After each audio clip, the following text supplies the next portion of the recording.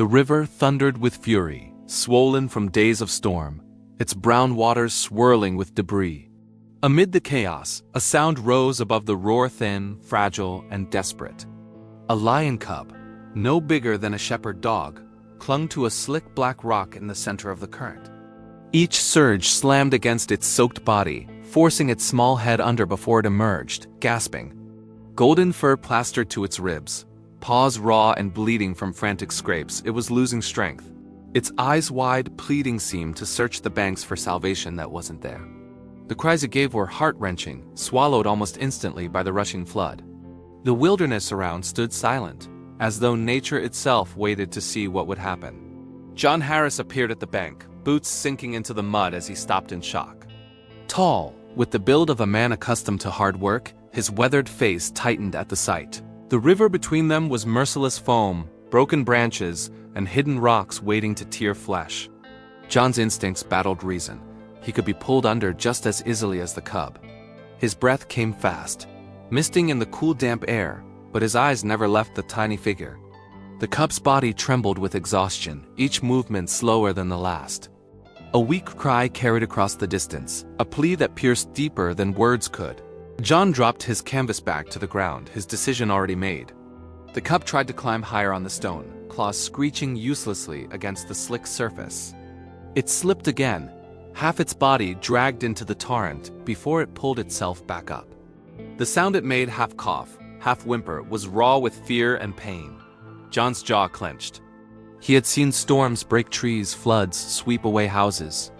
But never had he seen such fragile defiance against something so vast. He scanned the riverbank for a way across, eyes landing on a fallen tree stretching partway over the water.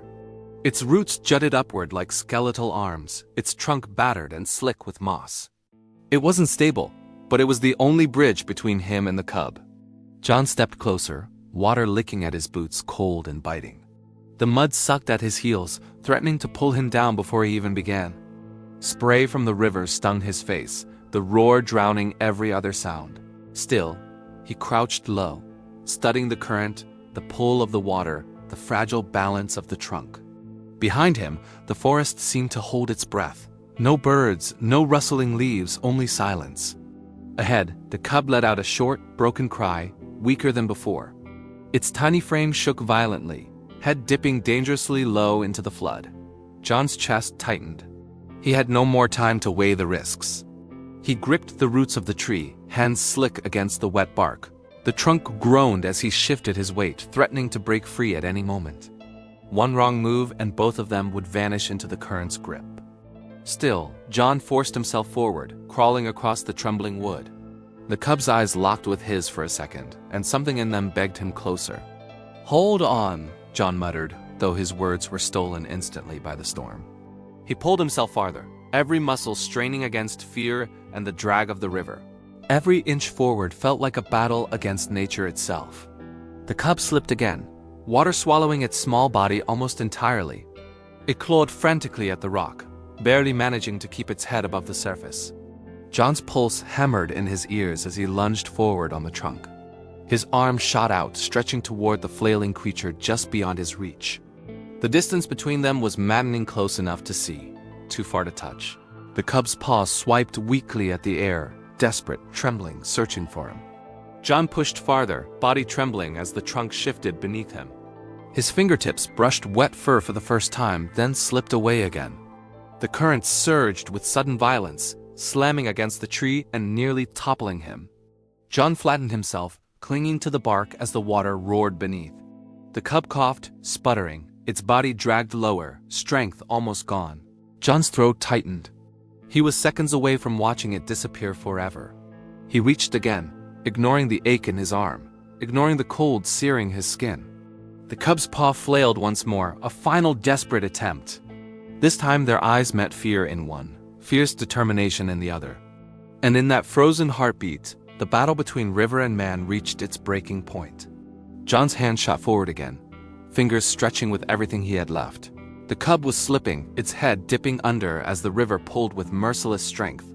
Just as the current seemed ready to claim it, his fingertips caught the scruff of wet fur. For a second, victory turned into terror. The cub's weight jerked him sideways. The trunk shifted beneath his chest, groaning as water slammed against it. His legs kicked, boots scrabbling for grip against moss and bark. For a breathless instant, both man and cub hung in the balance, ready to fall together. But John roared against the storm, hauling back with raw strength and will.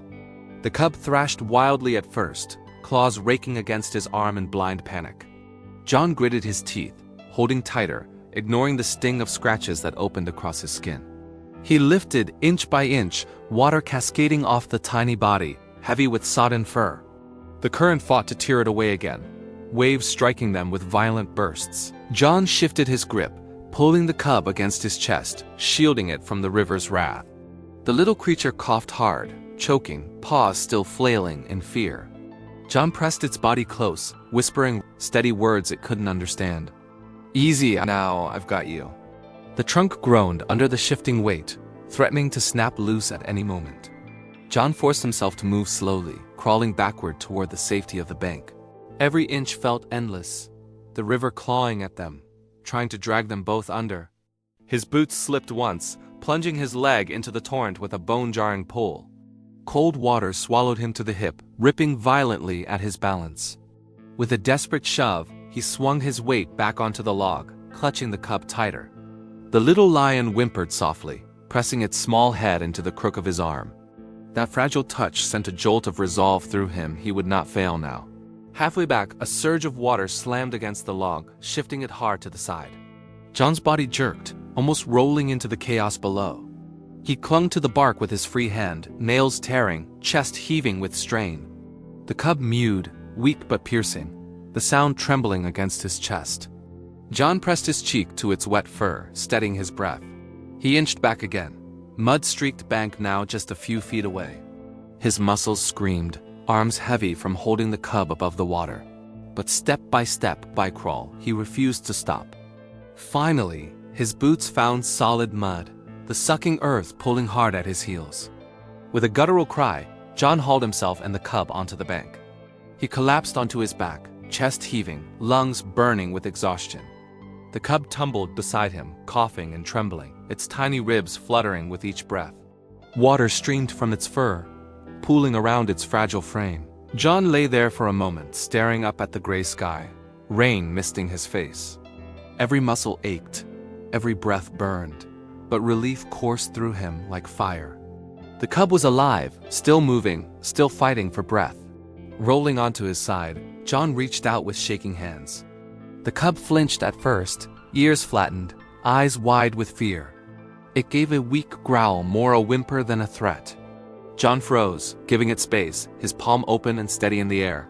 His chest still heaved with exhaustion, but his gaze softened, calm and unthreatening. The cub's body trembled, unsure, torn between flight and collapse. Its tiny paws shifted weakly in the mud, claws struggling for purchase. Then, with a shuddering breath, it stopped resisting, too tired to run, too fragile to fight. John edged closer, voice low and warm despite his own ragged breathing. "Easy now, you're safe." Slowly, he slid his hand under the cub's soaked belly, lifting it gently. The cub sagged against his arm, coughing once more before falling into stillness. Its fur was ice-cold, its body frighteningly light, bones sharp beneath the sodden coat. John's throat tightened at the fragility pressed against him. This wasn't just survival, it was the bare edge of life clinging by a thread. And he knew the fight wasn't over yet.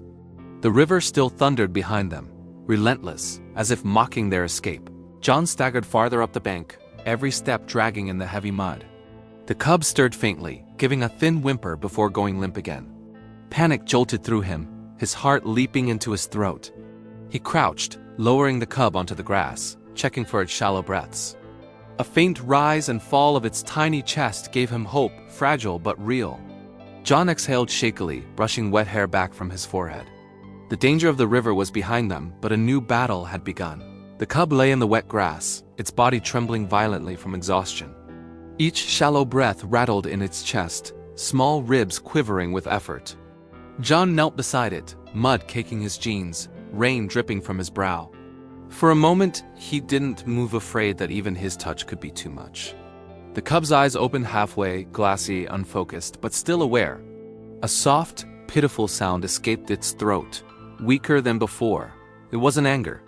It wasn't defiance. It was a plea for mercy. And John felt his heart twist under the weight of it.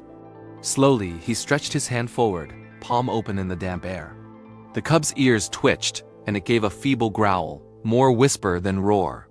Its paw lifted, trembling, claws half extended in instinctive defense. But there was no strength behind it, only the shadow of a wild creature's pride. John didn't pull away. His hand stayed steady, patient. The rain softened into a mist, the storm losing its fury around them. In that fragile stillness, man and cub watched each other, both unsure of the next move. John whispered again, voice cracked but warm, "You're safe now." The cub blinked slowly, as though deciding whether to trust the presence hovering above it. Then, with a staggering effort, it pushed itself onto shaky legs. Mud clung to its belly, its tail dragging as it stood uncertainly. John tensed, ready for it to bolt into the undergrowth and vanish. But instead, the cub stumbled forward a step, then collapsed against his knee. The weight was almost nothing, yet the gesture struck him harder than the river's force. John froze, disbelief etched on his weathered face. The wild had chosen closeness instead of escape. For a moment, neither of them moved. The cub pressed its tiny head into his leg, panting softly, trembling. John's hand hovered above its back, hesitant to break the fragile trust. Then, carefully, he rested his palm against the soaked fur. The cub flinched once, then sagged under the touch, too weak to resist. John stroked gently, fingers running through mud-matted fur, feeling every sharp rib beneath. He swallowed hard, emotions rising with each fragile heartbeat he felt under his hand. It was alive. Against all odds, it was alive. The storm clouds shifted, letting a shaft of pale light break through. It glistened on the river, painting gold over the chaos they had survived. John looked down at the cub, its fur catching faint hints of that same glow. For an instant, he saw not just a wild animal, but a soul fighting to survive. The cub's small paw lifted weakly, pressing against his forearm. It stayed there, claws half retracted, not striking, just resting. John let out a shaky breath, overcome by the weight of the moment. This was no accident. This was a bond forged in struggle. Still, danger lingered in the edges of John's mind. A cub never wandered alone unless something had gone terribly wrong. Somewhere out there a mother lion might be searching. If she appeared now, his act of compassion could turn into deadly peril. He glanced at the tree line, the silence heavy and unnatural. The forest had not returned to its usual chorus, no birds, no rustle, no distant call. It felt like the world itself was watching, waiting for what came next. John's hand stayed on the cub's back, protective, steady, unwilling to let go. The cub shifted slightly, lifting its head to meet his eyes once more. Its gaze was softer now, stripped of panic, filled only with fragile trust. John could see the wild still burning in it, fierce and untamed. But layered over that fire was something unexpected recognition. Not of species, not of man or beast, but of a protector who had answered its call. The tiny lion gave a sigh, almost human in its exhaustion, before curling at his side. Its breathing slowed, its small body finally surrendering to rest. And John knew in his chest that this moment would stay with him forever. The cub lay curled against John's side, its breathing steadier now. Rain still misted over the river, but the storm's fury had passed. John sat in silence, hand resting gently on the fragile body. Each rise and fall of its chest filled him with relief. He could feel warmth returning beneath the soaked fur. The wilderness around them seemed to exhale, slowly awakening again. Birdsong flickered faintly through the trees, cautious and tentative. Life was returning, and with it, a fragile peace. John shifted carefully, mindful not to disturb the cub. He knew he couldn't stay long not here, not exposed. The cub stirred, blinking open its golden eyes once more. It studied him in silence, ears flicking, tail twitching faintly. No fear lingered now, only weary curiosity.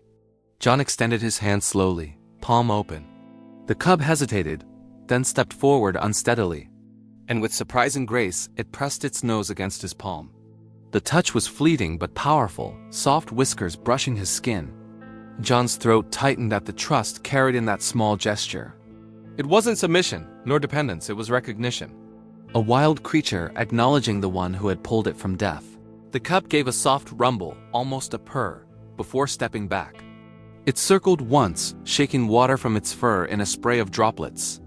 Then it looked toward the trees, instinct tugging it homeward. But before it left, it turned back, eyes lingering on him. The moment stretched, suspended in golden light breaking through the clouds. John held its gaze, a silent exchange flowing between them. He felt humbled, as though the forest itself had allowed him a secret. A reminder that compassion could bridge even the deepest divides. The cub blinked slowly, then bounded weakly into the tall grass. Its tail flicked once before vanishing into the shadows of the trees. The undergrowth swallowed it whole, but its presence still lingered. John remained kneeling, staring at the space where it had disappeared.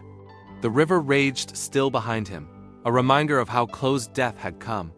Yet on the bank, surrounded by silence, he felt only peace. His body ached, scratches burned along his arms, but he barely noticed. The memory of soft fur against his hand burned brighter than pain. He picked up his mud-stained bag, slinging it over his shoulder. For a long moment, he simply stood, watching the forest. Every detail, the dripping leaves, the shifting mist, the fading echoes felt sharper.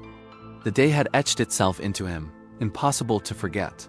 John turned at last, walking the trail back through the wet earth. His boots left deep prints, soon to be swallowed by rain and time. But something within him had shifted, unshakable, untouchable. He had faced the fury of the river, the weight of fear, and the fragility of life. And in return, he had been given a gift far greater than survival. A single moment of trust, offered freely by a creature of the wild. He carried it with him, warmer than the coat clinging to his back. A story that would never leave his heart, no matter the years ahead. Behind him, the forest reclaimed its rhythm, the storm's memory fading. The river roared indifferent, as though nothing had happened at all. Yet somewhere within the grass, a lion cub carried the imprint of that day.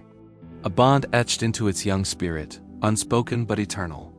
And John Harris carried the same, bound forever to that fragile heartbeat. He glanced once over his shoulder, smiling faintly through exhaustion. In the silence of the wilderness, he whispered a final word, safe,